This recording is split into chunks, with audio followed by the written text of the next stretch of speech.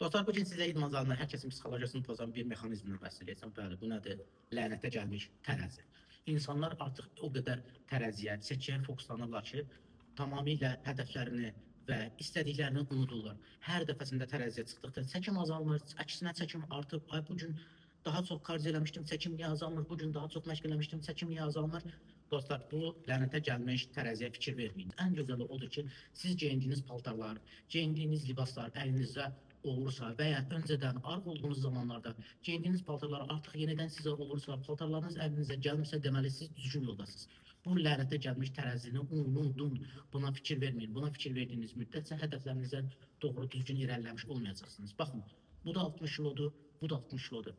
Əsas olan odur ki, sizin bədən ölçülerinizdir, çəkiniz deyil. Çəkiniz sizi yanıltmasın. Ən önəmlisi də odur ki, sağlam qidalanın, düzgün məşqlərinizə davam edin və disiplinli olun. Disiplinli olduğunuz müddətcə bunun və burada görmüş olduğunuz rəqəmin heç bir önəmi yoxdur.